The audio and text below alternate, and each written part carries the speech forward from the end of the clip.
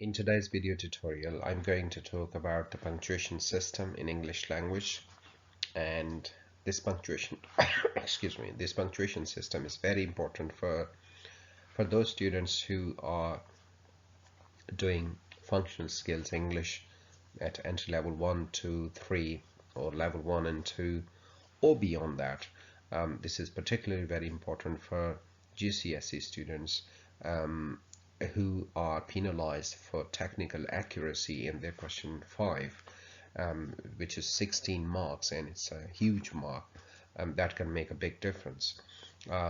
So it's very important for them. And students who are doing any university course, they have to obviously write their essays, their dissertations, their thesis, so they can also benefit from this, because using correct punctuation definitely increases the quality of your written pieces, and this is what the examiners want in your exams. This presentation can also be very useful for students who are doing their SATs. Okay, so I'm sure that all of you will benefit from this. For this tutorial, I have benefited from A Comprehensive Grammar of the English Language by Randolph Quirk and others, and a very famous book, A Practical English Grammar by Thompson and Martin. Apart from these, I have also used Oxford English Dictionary and the internet for some examples and preparing these materials. So let us see what is this and why punctuation. I mean, as I have just written here, that the punctuation system is linked to intonation, stress, rhythm, pause, or a complete stop.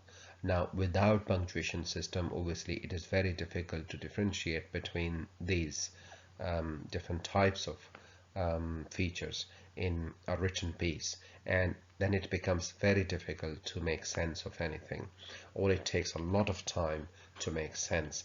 And obviously in exams, the examiners won't spend their whole life for £5 or £6 on your script to decode things. So that's why using correct proper punctuation system makes life easier for not only you but for the reader. The punctuation system serves two broad purposes. So the first one is separation, where the pauses are, and to separate different parts of a sentence. And the second thing is specification, to specify which part is what. For example, it's a question or it's an exclamation. So it's very important. These two things are very important in a sentence to understand properly, and for a writer to convey their thoughts in a very nice and succinct manner. Okay,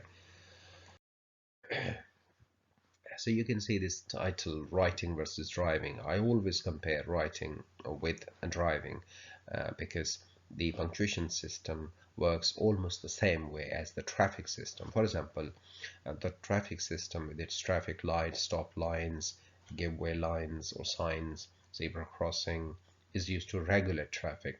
It is simply impossible to drive without pausing, stopping, giving way. I mean, it is possible, but then obviously crashes, deaths, and these type of terrible things can happen. Obviously, they don't happen on the paper, but the punctuation system regulates the flow of the text, or simply it regulates the word and sentence traffic.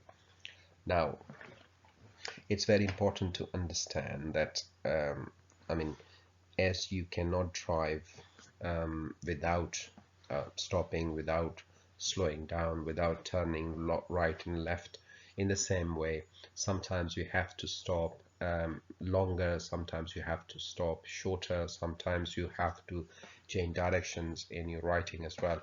And the punctuation system or the punctuation marks do those things. Okay, I hope you understand that. Right, so in this course we will be covering all of these punctuation marks, 14 of them, starting with full stop, comma, colon, semicolon, and so on. So if you, I mean, I'll try to make videos, a separate video on each of them, So stay tuned, and I'm sure you will enjoy that. Thank you very much for watching. If you have any questions, let me know, and I'll try to answer them as soon as possible. I'll see you in the next video. Thank you very much. Bye.